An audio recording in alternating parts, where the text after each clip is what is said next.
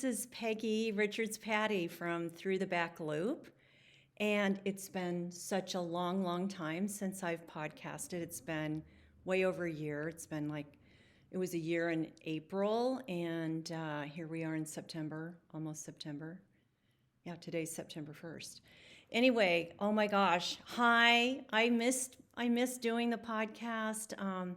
It was crazy. We moved and we got uprooted completely, and it's taken me all this time to get a grip.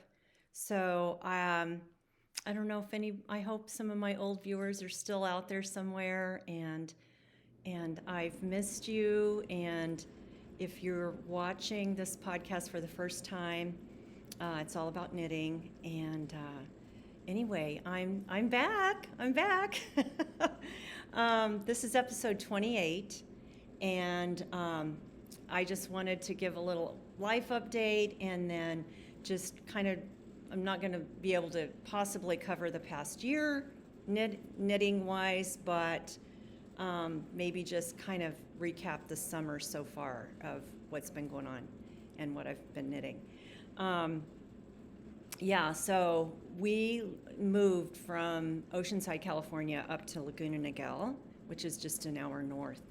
And during that time, we had to stay at my son's house, my son's apartment in LA, and give the buyers free rent back, because it was during the crazy time when it was in such demand. And they demanded that, like 30 days rent back. And so we were fine with that. And we thought we were going to have our LA adventure, but our LA adventure ended up turning into, my husband had a really severe bicycle accident on the LA River bike path.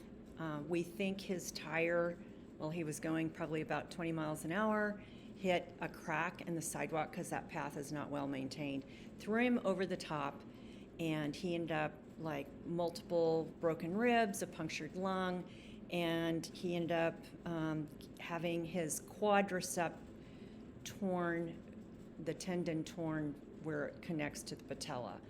And so anyway, not only moving, but 2 surgeries later. And so it's been crazy. It's just been crazy. But, you just got to keep trying. When things get crazy, you just keep moving forward, right? And that's what we've done. And we're now in our house. This is it. We're still kind of in the process of doing some remodeling, and there's been all kinds of crazy surprises along the way, but we're good. All is well. So anyway, and I'm back. I can finally, relax enough to even think about doing a podcast.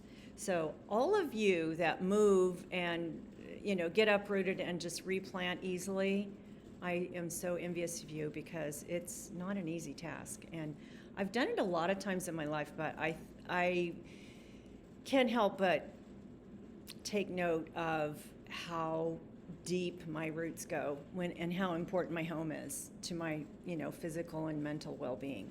So it's taken me a long time to come back and get a grip and be relaxed enough that I can even do this podcast. So anyway, those of you that are much quicker at adjusting, I'm very jealous of you. But anyway, what else do I want to tell you? I made a few notes here. It really was a completely stressful year. My husband had the accident, and then we finally got moved into our house, and we ended up in a situation where we moved next door to some people that I call the neighbors from hell. They basically 9 days in told us they were going to expand their patio, so it was going to interfere with our little slice of an ocean view that we have. And so we fought that, and the HOA helped us a little bit, not enough, but it did impact our view a small amount, but they didn't let them go out as far as they wanted. So that was all going on. At the same time, my husband had a cast on his leg and every other kind of crazy thing. And half my hair fell out. I mean, my hair's still well, it looks really weird today because I have it pulled back, but it's back. It's coming back. Anyway, even my hair fell out. So it's been really stressful, but like I said, all is well and moving forward, and it's getting better. We've done lots of remodel on the floor. We had our floor done. You can see our new floor in the back over here. We had a lot of our kitchen redone, and it's just been a lot. But anyway, all is well. My husband's doing great. He can walk. He can ride. He's back on his bike. And the neighbors from hell are moving. It's like that's a true miracle, because they bought just a little, like maybe a month before we did, and they're leaving. So that's really good. But the only thing that kept me somewhat sane during that whole crazy year was my knitting, and I know all of you can relate. And gosh, aren't we lucky that we have something like that to fall back on and to ground us even when there's nothing else in the world that will do that for us. So anyway, I'm not going to go through everything that I knit in that year, but I do have a couple things here that I wanted to show you. And since it's almost time for Stephen West to come out with his knitting knit along, the shawl, what do they call it? MCAL, the mystery MCAL. I did it last year. I'll stand up so that you guys can see this. And I did finish this baby, and it was a lot. This is the Twist and Turn shawl, and it is made from a kit from Sonder Yarn. So this was a kit. They picked these colors, and I love it now, but knitting it was not very fun, I have to say. I had done the mystery knit along the year before and loved it, but this one was challenging. It was a head scratcher the whole time, and if it wasn't for the video support, the really wonderful video support, I never would have been able to complete this. I did do the modifications at the bottom, those kind of curved scallops, rather than the kind of pointed, zigzaggy portions that were with the original pattern. Let me see if you can kind of get an idea. I haven't worn it for a while. It's been way too warm, but I do love the braided section in the middle. I don't even know if you can see this very well. I'm not used to, see, I'm really out of sync with podcasting. I don't even remember how I did it. But anyway, this was a major accomplishment. It took me like 2.5 months to make. I cast it on, let's see if I have this written down. I cast it on like October 6th, and I didn't finish it until December 31st. So I finished it on New Year's Eve. And oh boy, that's a long time to be working on something. But I am proud of it, and I am going to be going to Amsterdam soon, and I'm going to wear this into his shop. I hope he's there that day. Chances are he won't be, but anyway, this was a major accomplishment in 2.5 months on one project, and I'm pretty much a monogamous knitter, so that's pretty crazy. Like I said, the shawlography shawl from last year, I loved every minute of that, but this one was just a lot of challenge. And anyway, I was stubborn enough to finish it. We had a little knit group that we all were trying to do it, and some people did and some people didn't, and we kept referring to this as the bad boyfriend shawl, because it was like just kind of like being in a rough, bad experience with a bad boyfriend, and you just keep going back to it. But anyway, we had a joke about that. So anyway, that's one of the major accomplishments of this past year. And then the other one that I pulled out that I'm proud of, that I enjoyed more, is the, it's the Paul CLE sweater. And this also was a kit from Sonder Yarn, which was wonderful because it had all these colors, already there. And of course, I chose what order they went in and all that. And there were some of them that I didn't use. But this yarn, let me see if I have it written down. It is Sunday Morning, which is a 4-ply. It's 75% BFL and 25% Masham. I did this on needles that were size 2, a 2.5, and a 5. And so I did just what the pattern said, and I started with a size 2, and I was going to knit a small. Well, then I couldn't even get this over my head. So I ripped it out, or no, I actually started with an extra small. And so I ripped that all out, and then I recast on with a small. And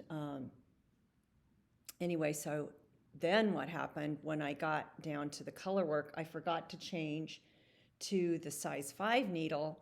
And so I got pretty far along on the yoke and thought, this is looking funny, and realized what I had done. So I frogged it again. And anyway, then finally I was on my way.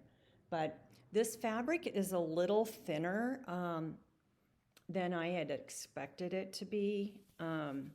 Just in the photos, it looks thicker. And I didn't say, but this is by Midori, I don't know how you say her last name, Midori Hiroshi. And I think maybe in her sweater it was with fingering that's maybe a little bit thicker than this. This seems like it's a pretty light fingering weight. And I'll try to put up some pictures of me actually wearing it. But anyway, I think I'll wear it a lot this winter, and the pattern didn't call for it, but some other people on Ravelry, I noticed that they had put this detail around the cuff as well.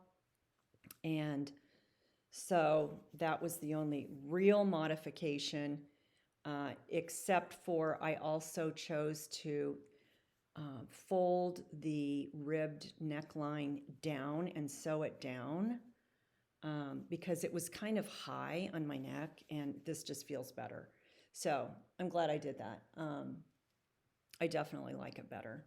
But anyway, that was another major accomplishment from the year.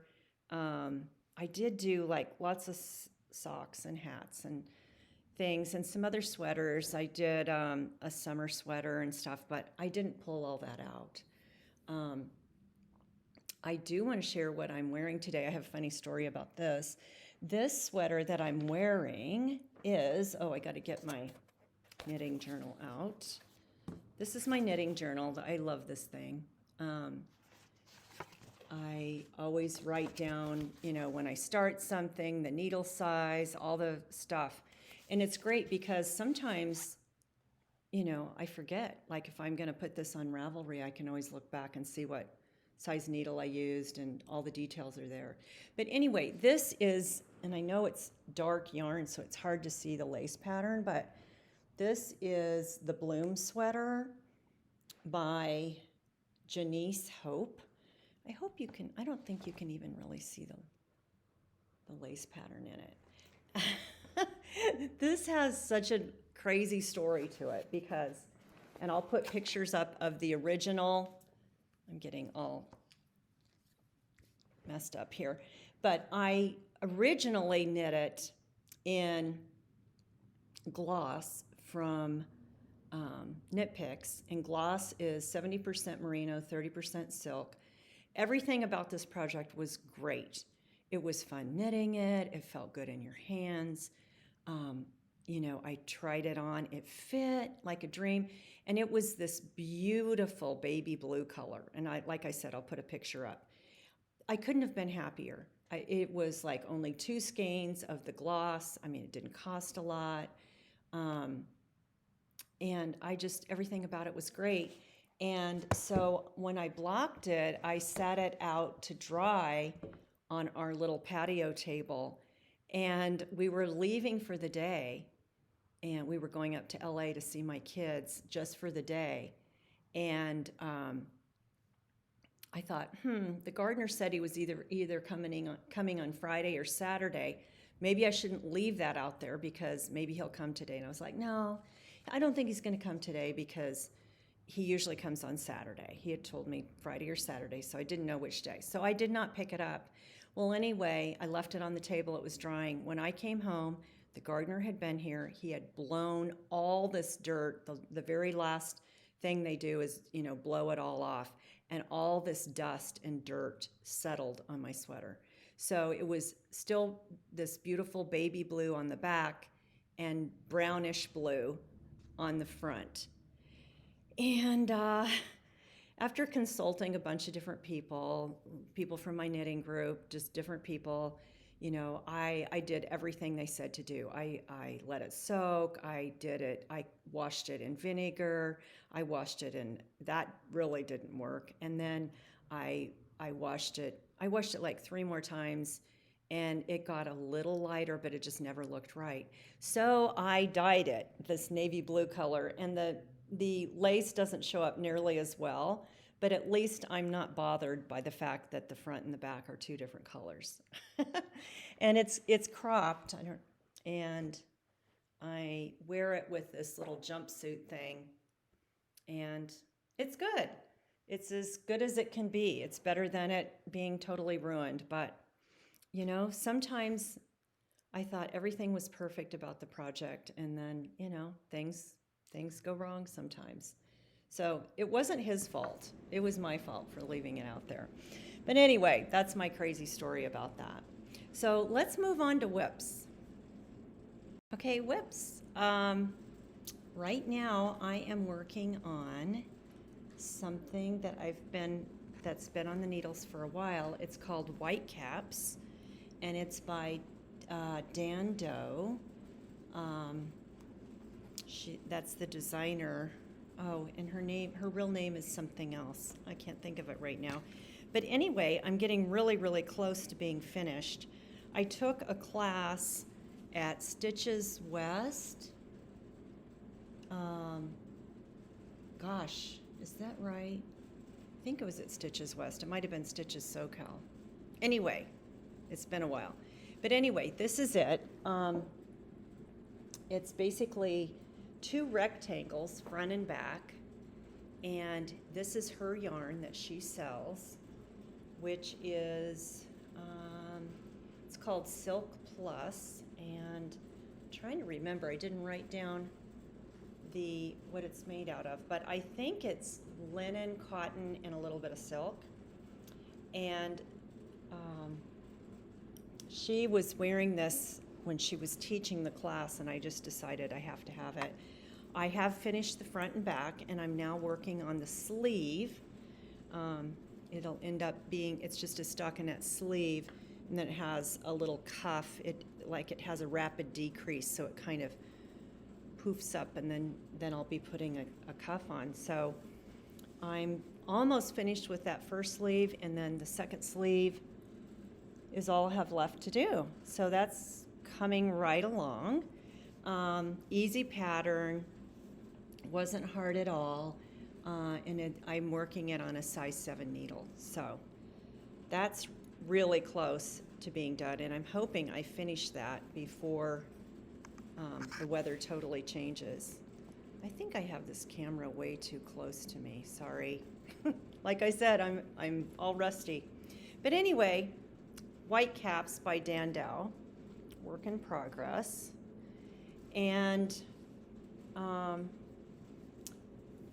what else was I'm working on a sock too, but I don't have it over here. But I do have, I forgot, in my pile here, I was mistaken. I have two more finished objects, and I'll try to put some pictures up of these too. This one, love it. This is the pyramid. I did that this summer. This is Aran Weight yarn. Great pattern. The front and back are very similar, but it has this beautiful V in the, I love the V, especially in the back. And let me look that up.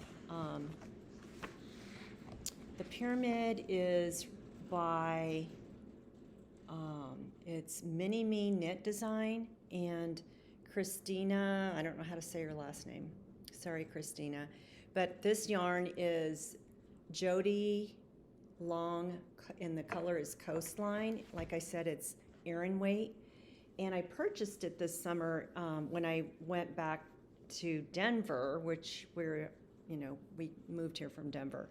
And I met up with my friend Gloria, and we went to this really cool yarn store called the Tangled Ball. And I'm going to do some footage of her shop because it was just a great shop. And this only took 2 balls of the Aran weight, and I love it. It just has this cool little finish at the bottom, and it's really comfortable to wear. And I know this designer is doing all kinds of other variations of the pyramid. I think there's a cardigan and I can't remember. I think there's at least 2 other versions. And as I'm putting it up here, it looks funny, like I might have made a mistake there that I'm just now seeing, but I've worn it several times and I've never noticed it, so it doesn't count. Anyway, hopefully pictures are up here somewhere. And then the other one that I just did, I was able to go to Flock Fiber Festival with my friend Sarah, my dear friend Sarah, and she picked me up in Seattle, and we went to Flock, and I'm going to put some footage of Flock here as well. And we went the day before Flock started, before the festival started, we went over and took the ferry over to Bainbridge Island to Lamb and Kid, and I bought this one skein and was able to finish what's called the mini mock tee. And I love this thing. I'll put some pictures up too. But this is just one skein, and it's such a cool pattern. I love the way it's cut in at the sides, and it is a little cropped, so you do need to wear high-waisted pants. But especially for warm weather, that's just amazing that you can get something out of one skein. So let me read in my journal again. I started it on August 1st, and I think I finished it like on the 24th or something like that, so it was pretty fast. It's by Jessie Made Designs, and the yarn is, I wanted to get something real bright and crazy because Lamb and Kid's kind of known for their bright colors. And this color is called Martian, and like I said, only one skein. I didn't write down the needle size that I used. I'll have to look on the pattern because I used whatever the pattern called for. But anyway, a lot of people are going crazy over this pattern, and I can see why. And I would love to make more. I would like it probably to be maybe just a tiny bit longer than I made it. And I ended up with a ball of yarn about this big, well, maybe this big. So I could have gotten a couple more rows out of it, but I didn't know that. I think what I would do next time is do the ribbed neckline and then just go until I'm almost out of yarn. I wish I would have done that, but because I would have gotten a few more. It's a little wrinkly because I've worn it a couple times. But anyway, I'll put some pictures up here. And I'm going to include footage from a few different things. It's really been a fun summer for fiber festivals because when we went back to Denver, I arranged it that we could go for the same weekend that the Estes Park Wool Market was going on. And my husband and I went up to Estes Park, which is one of our favorite spots anyway. We actually got married in Estes Park at a bed and breakfast. It was really a fun little wedding, kind of lots of crazy memories. But anyway, so we rented a little cabin up there. We went to the wool market, and I used to always go to the wool market when I lived in Denver. I have some great memories of renting a cabin up there with friends and just spending the weekend. And it's so cool because back in the day before the pandemic, it was huge. It was a little disappointing that it was so small. I think this is maybe their second year back after the pandemic, and they just haven't. A lot of people that used to travel so far across the country just aren't doing it. So it was a little disappointing because it was a lot smaller, but still such a special setting because Rocky Mountain National Park's right there. And, not only do you have vendors, but then you have, all the animals. And it's just it's been going on for many, many years. And it's just going back was nice because it was, I don't know, it just felt very traditional. And, it was in the mountains. It was crisp, even though it was like, the first part of June, it was still they'd had a lot of rain. It was still kind of crisp up there. And so that, when you compare that fiber festival to Flock, they're like two different animals because, Estes Park seemed very like traditional, and Flock was very like all the cool kids, like all the young knitters were there, and it was very hip vibe. And it made me just kind of think about my whole journey of knitting. When I first started knitting, like seriously knitting a lot, I was in my 30s, and I was kind of the young one of the group. And even though I learned as a kid, I didn't like really become, it didn't become like, it wasn't a lifestyle until my 30s. And I was, I'd hang out with the little old ladies at the yarn store, and it was great. I loved it. I loved that it was so many different age groups. And now when I went to Flock, I'm like, oh, now I'm one of the little old ladies. And so that's really kind of crazy when you think about it and think about the journey of knitting and the journey of life and how things change. And but going to Flock was really super cool. I'm just so happy that so many of the next generation are really taking to it, and it's alive and well, and it's not just for little old ladies. It's like the very hip, cool thing to do. And so I'm going to put some coverage or some footage from Flock. I'll do some from Estes Park, some from Flock. I have a video that I want to show you, the yarn store in Denver called The Tangled Ball. And anyway, I'm probably going to leave it kind of there. I'm so happy to be back, and I hope that some of my old viewers are still around. I am so shocked at how many new podcasts have come up since I haven't been doing it. It's so exciting. That's also really, really exciting. I still watch podcasts all the time. It's my favorite thing to do. So many people talk about, oh, I'm watching this show and blah, blah, blah. And I don't watch that many other shows. I think the knitting podcasts are more interesting. But anyway, I hope to do another podcast soon. My husband and I, we're having some more work done on our house. We're having all the walls retextured. You can't tell by looking at this photo right now, but there's a lot of pretty shoddy workmanship that's been done in this house previously. You can't tell here, but believe me, it's true.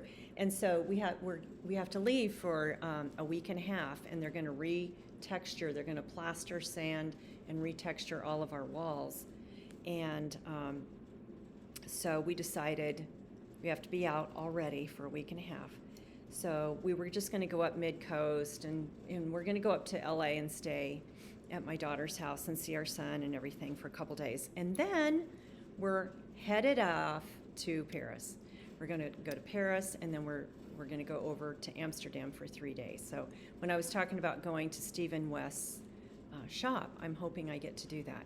And I'm hoping that I get to go to La Bien-Aimée in Paris. So I will keep you posted. I will take footage. I promise I'm going to be back soon. And thank you for watching. Enjoy the footage. And it's great to be back. Take good care. Happy knitting. See you soon. Bye.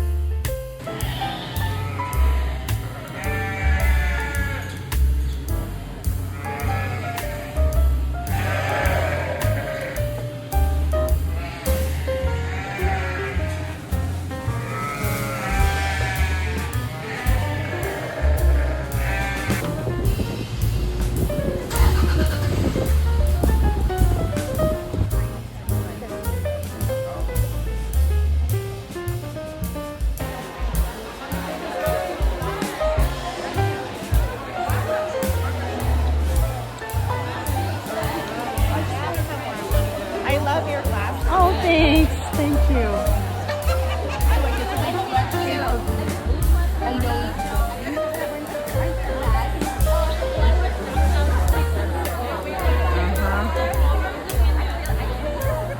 If you're gonna do it right.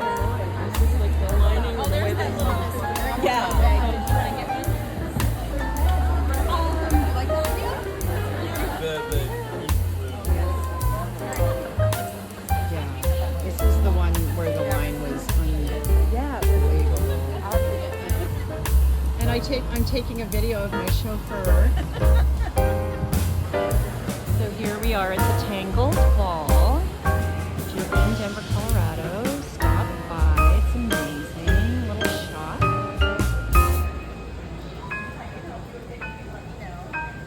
It's huge. A couple of big tables. Just all kinds of cool notions.